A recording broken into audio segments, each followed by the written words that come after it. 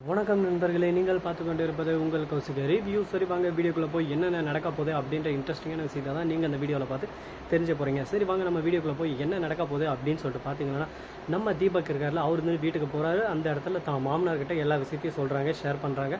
தான் மாமனார் இருந்துன்னு சரி ஓகே, நான் எல்லாமே என் பொண்ணுக்கிட்ட சொல்லி நான் புரிய வைக்க பார்க்குறேன். என் பொண்ணு தப்பு செஞ்சுட்டா, தப்பு செய்யலைன்னு நான் சொல்ல. ஆனால் அவன் தம்பி மேலே அளவு கடந்த காதல், அன்பு எல்லாமே வச்சுருந்தான். அந்த ஒரே ஒரு காரணத்தால் தான் இந்த இடத்துல தன் தம்பிக்கு இந்த மாதிரி நடந்துருச்சு அப்படின்னு சொல்லிட்டு அவரால் ஏற்றுக்க முடியாத அந்த சோகத்திலே வேதனையில் தான் இந்த மாதிரி தப்பு செஞ்சா.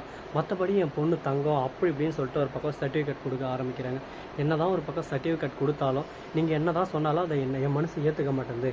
நீங்கள் சொல்கிறது என் மனசில் ஏற்றுறதுக்கான பர்சன்டேஜ் 0 கூட இல்லை அப்படின்னு சொல்லிட்டு சொல்கிறாங்க. என்ன தான் உங்களுக்கு பிரச்சனை, சரி இப்போ என்ன தான் பண்ணலாம் சொல்லுங்கள் அப்படின்னு சொல்லிட்டு கேட்க உடனே அந்த இடத்துல நான் பேசுகிறேன், அவகிட்ட பேசி பார்க்குறேன். முடிஞ்ச வரைக்கும் என்னோட கருத்தை நான் அவகிட்ட சொல்ல பார்க்குறேன். ஆனால் அதுக்கு மேலே அவள் என்கிட்ட கேட்கலைன்னா, என்கிட்ட திரும்ப அதுக்கு எதுக்கும் ஒரு ரெஸ்பான்ஸ் பண்ணலைன்னா அதுக்கு மேலே நான் எதுவும் பண்ண முடியாது. இந்த விஷயத்தை இதோட நான் நிறுத்திடுவேன் அப்படின்னு சொல்லிட்டு ஓப்பன் டாக்காக பேசுகிறாங்க. இப்போ என்ன பண்ணுறது எது பண்ணுறதுன்னு சொல்லிட்டு தெரியாமல் குழப்பத்தில் குழம்பு போயிட்டு, என்னடா இது வாழ்க்கை இப்படி ஒரு பக்கம் சிக்கலும் நக்கலுமாக போயின்னு இருக்கே அப்படின்னு சொல்லிட்டு ஃபீல் பண்ணிட்டு இருக்காங்க. என்ன தான் ஃபீல் பண்ணாலும் இதுதான் நடக்கும் அப்படின்னு சொல்லிட்டு இருந்தால் இது மட்டும்தாங்க நடக்கும், இதுக்கு மேலே எதுவும் நடக்காது. அதனால் அந்த விஷயத்தை விட்டுட்டு இதுக்கப்புறம் என்ன பண்ணலாம் அப்படின்னு சொல்லிட்டு அடுத்தடுத்த விஷயத்தை நாமளே ஒரு பக்கம் நம்ம இம்ப்ரூவ் பண்ணிக்கணும். அதுபோல் தான் இந்த இடத்துல பேசி ஒரு பக்கம் எந்த ஒரு பிரோஜனம் இல்லை தீபிகா கிட்ட. அதே சமயத்தில் நம்ம தலைவர் தீபக் வந்து என்ன தான் உனக்கு பிரச்சனை, இந்த மாதிரி திரும்ப பண்ணிட்டு இருந்தால் இன்னொரு டைம் நான் பேச மாட்டேன், அதுக்கப்புறம் என்ன பண்ணணும்னு உனக்கே தெரியும் அப்படின்னு சொல்லிட்டு கோவப்படுறாரு. இதோ பார் தீபக், உனக்கு ஏதோ சான்ஸ் கொடுத்துருக்கேன், அப்பப்போ வந்து என் பொண்ணை பார்த்துன்னு போ அப்படின்னு சொல்லிட்டு உனக்கு உரிமையை ஒரு தகுப்பனாகன்றதுனால தான் அந்த உரிமையை தந்திருக்கேன். இதுக்கு மேலே நீ நான் உங்களுக்கு சப்போர்ட் பண்ணுங்கன்னா அந்த உரிமையை உனக்கு இல்லாமல் பண்ணுறேன். மல்லியோட குழந்தைய கடத்த தெரிஞ்சு எனக்கு என் குழந்தைய உங்ககிட்ட இருந்து பிரிக்கிறதுக்கு ரொம்ப நேரம் ஆகாது, அது ஃபஸ்ட்டு நல்லா தெரிஞ்சுக்கோ. ஏதோ ஓகே, நீ என்னோட முன்னாள் எக்ஸ் ஹஸ்பண்ட், அது மட்டும் இல்லாமல் என் பொண்ணுக்கு ஒரு அப்பா, அந்த ஒரே ஒரு காரணத்தால் தான் விட்டு வச்சுன்னு இருக்கேன், அதை நீயே மாற்றினுன்னு சொல்லிட்டு நினச்சி பார்த்துறாத அப்படின்னு சொல்லிட்டு சொல்லிடுறாங்க. இதனால் மனசு உடஞ்சி போயிட்டு வேதனை கூணி குறுகி ஒரு பக்கம், என்னடா நம்மளை பார்த்து இப்படி சொல்லிட்டாங்களே, இந்த அளவுக்கு நம்ம என்ன பண்ணிட்டோம், எந்த ஒரு விஷயத்தையும் நம்ம செய்யலையே, இந்த அளவுக்கு நம்மளை ஹர்ட் பண்ணுற மாதிரி பேசுகிறாங்களே அப்படின்னு சொல்லிட்டு மனசு ஒரு பக்கம் கஷ்டமாக இருக்குது. சரி, இந்த பாறையெல்லாம் ஒரு பக்கம் கஷ்டமானாலும் அதே சமயத்தில் மறுபக்கம் என்ன பண்ணுறாங்க அப்படின்னு சொல்லிட்டு பார்த்தீங்கன்னா, கோபம் ஆத்திரம் எல்லாமே ஒரு பக்கம் ஒரே டைமில் வந்தால் எப்படி இருக்கும் நினச்சி பாருங்கள். அது ஒரு மாதிரி கொடூரமான ஒரு விஷயமாக தாங்க இருக்கும். அப்படி தான் இந்த இடத்துல நடந்திருக்கு. அது மட்டும் இல்லாமல் கரெக்டாக நம்ம மல்லி இருக்காங்களா, அவங்க வந்து ஒரு பக்கம் எங்கெங்கேயோ தேடி பார்க்குறாங்க. அந்த சமயத்தில் தீபக் திடீர்னு மல்லி விஜயை பார்க்க வராரு. நான் மன்னிச்சிருங்கன்னு சொல்லிட்டு கையில் விழுந்து கத்துறாங்க. என் பொண்ணை இனிமேல் பார்க்கக்கூடாதுன்னு சொல்லிட்டு சொல்கிறா. எனக்கு வேறு வழி இல்லை விஜய், நான் மன்னிச்சிருங்க, நான் இந்த விஷயத்தை உங்ககிட்ட சொல்கிறதுக்கு எனக்கு மனசே வரல, ஆனால் இருந்தாலும் சொல்லி தான் ஆகணும், இதுதான் உண்மை, இதுதான் நடந்துச்சு அப்படின்னு சொல்லிட்டு எல்லாத்தையும் ஓப்பன் டாக்காக பேசுகிறாங்க.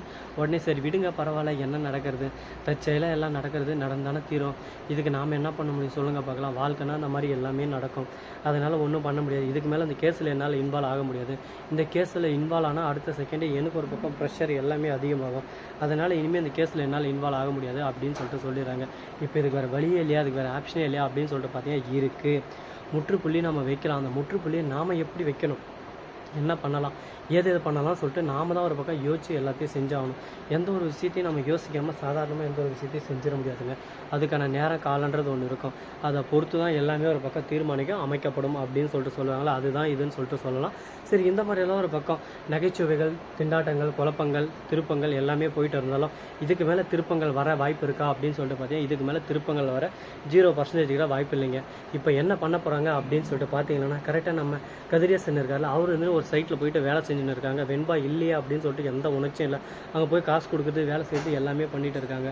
இந்த இடத்துல ஒரு ட்விஸ்ட்டு தந்திருக்காங்க. என்னடா அப்படின்னு சொல்லிட்டு பார்த்தீங்கன்னா, எல்லாமே பணம் தாங்க. பணம் இருந்தால் 10 செய்யும், 10 பாயும் சொல்லிட்டு சொல்லுவாங்களா, அது மாதிரி பணத்தை கொடுத்து இந்த மாதிரி வெண்பாவை கடத்த சொன்னதே நம்ம கதிரேசன் தான். எல்லா ஐடியா கொடுத்தது. மல்லி இனிமேல் விஜய் வாழ்க்கையில் இருக்கக்கூடாது, மல்லி இருக்கிறதுனால தான் என் பொண்ணு எல்லாம் நெருங்க முடியல, விஜயோட சொத்து எல்லாமே என் பொண்ணுக்கு தான் வரணும், என் வெண்பாவோட சொத்து எல்லாமே நிஷாவுக்கு தான் வரணும், ரேணுகா என்னை விட்டு போயிட்டா, இதுக்கு மேலே அந்த சொத்து எதுவுமே விஜய் அனுபவிக்கக்கூடாது அப்படின்னு சொல்லிட்டு ஒரு முடிவில் இருக்காங்க. ஒரு அகங்காரத்துலேயே திமிர்லேயே சுற்றின்னு இருக்காங்க. என்னடா இவங்க இப்படியெல்லாமல் ஒரு பக்கம் யோசிப்பாங்க, இவங்களோட எண்ணங்கள் எல்லாமே ஒரு பக்கம் தவறாக இருக்குது, இதை நம்ம எப்படி திருத்த போகிறோம், இதுக்கப்புறம் எப்படி நம்ம இவங்களை டேரெக்டாக பேஸ் பண்ண போகிறோம் அப்படின்னு சொல்லிட்டு தெரியாமல் பதட்டம், பயம் எல்லாமே ஒரு பக்கம் அதிகமாகிட்டு போயினே இருக்குது. பார்ப்போம் என்னென்ன பண்ண போகிறாங்க, எது பண்ண போகிறாங்கன்னு சொல்லிட்டு. எல்லாமே ஒரு பக்கம் ஒரு காலம் வரைக்கும் தாங்க நிரந்தரம்னு சொல்லிட்டு சொல்லுவாங்க. இந்த விஷயம் இப்படியே போயிடும்னு சொல்லிட்டு சொல்ல முடியாது, அந்த விஷயம் அப்படியே வந்துடும் சொல்லிட்டு சொல்ல முடியாது. நடக்கும், கூடிய விரைவில் கூடிய சீக்கிரம் அதுக்கான காலம் வரும், அதுக்கு ஏற்ற மாதிரி நடக்கும். இப்போ நம்ம விஜய் மல்லி என்ன பண்ண போகிறாங்க, அவளை காப்பாற்றுறதுக்கு என்ன எஃபெக்ட் போட போகிறாங்க அப்படின்றது தாங்க ஒரு விஷயமா கருதப்படுது. அது மட்டும் இல்லாமல் அவங்க எஃபெக்ட் எவ்வளவோ போட்டாங்க, ஆனால் காப்பாற்ற முடியல. ஏன்னா நம்ம தீபிகா யாருக்கும் தெரியாமல் கடத்தி கொண்டு போய் வச்சுன்னு இருக்காங்க. அவங்கக்கிட்டேருந்து காப்பாற்றுறது ரொம்ப ரிஸ்க்கான ஒரு விஷயம். அதை செய்யணுன்னாவே அதுக்கு ஒரு தனி தைரியம் வேணும், தனி திறமை வேணும். இவங்க பண்ணுறதெல்லாம் பார்த்தா நமக்கே ஒரு பக்கம் பதட்டம், பயம் எல்லாமே சேர்ந்து வருது. ஐயோ என்னடா இப்படியே போனால் என்னடா நடக்கிறது அப்படின்ற மாதிரி தான் ஒரு பக்கம் தோணுது. பார்ப்போம், மெல்ல மெல்ல எல்லாமே தீர்வு கிடைக்கும்னு சொல்லிட்டு நம்பிட்டு இருக்காங்க. அது போல் கிடைக்குமா கிடைக்காதா, என்னென்ன பண்ண போகிறாங்க, ஏது இது பண்ண போகிறாங்கன்னு சொல்லிட்டு கூடிய விரைவில் கூடிய சீக்கிரம் நீங்களே கண் கூட பார்த்து தெரிஞ்சுக்க தான் போகிறீங்க.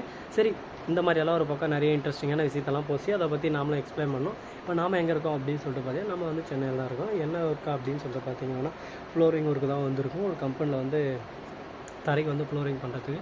ஆனால் ரொம்பவே ஒரு பக்கம் இன்ட்ரெஸ்டிங்காக நல்லா ஆர்வமாக புதுசாக வேலைகள், அதாவது என்ன தான் ஒரு பக்கம் இருந்தாலும் எல்லா தொழிலும் நம்ம கற்று வச்சுக்கணும். அது ரொம்பவே ஒரு நல்ல விஷயம். ஒரு நேரத்தில் இந்த விஷயம் நம்மக்கிட்ட இல்லைன்னு சொல்லிட்டு நினைக்கிட்டா அந்த சமயத்தில் அது உதவும். அது மட்டும் இல்லாமல் சிறு தொழில் பெருவெள்ளம் அப்படின்னு சொல்லிட்டு சொல்லுவாங்களா, அது போல தான் சிறு தொழில் பெருவெள்ளம். நம்மளுக்கு சிறுசு ஒரு தொழில் தெரிஞ்சால் கூட போதும். நமக்கே ஒரு பக்கம் தேவைப்படும்போது அந்த சமயத்தில் நம்மக்கிட்ட பணம் இருக்காது. ஆனால் நம்ம வேலையை செஞ்சதுக்கு நம்மக்கிட்ட அந்த வேலையை தெரிஞ்சிருந்தால் நாமளே நம்ம வேலையை பார்த்துக்கலாம், செலவு மிச்சம் பண்ணலாம். அந்த மாதிரி நிறைய விஷயங்கள்லாம் ஒரு பக்கம் போயிட்டு தான் இருக்குது. ஸோ நண்பர்களே, இந்த வீடியோ பிடிச்சிருந்தா லைக் பண்ணுங்கள், கமெண்ட் பண்ணுங்கள், ஷேர் பண்ணுங்கள், டிங் பெல்லை தட்டி விட்டு போங்க. அப்போ தான் நாம போகிற அடுத்தடுத்த வீடியோ உங்களுக்கு உடனுக்குடன் நோட்டிஃபிகேஷன் வந்து கொண்டே இருக்கும். மிக்க நன்றி. தேங்க்ஸ் ஃபார் வாட்சிங். Tata, see you. நன்றி, வணக்கம். முதல் நம்பர் கற்றுருக்கு.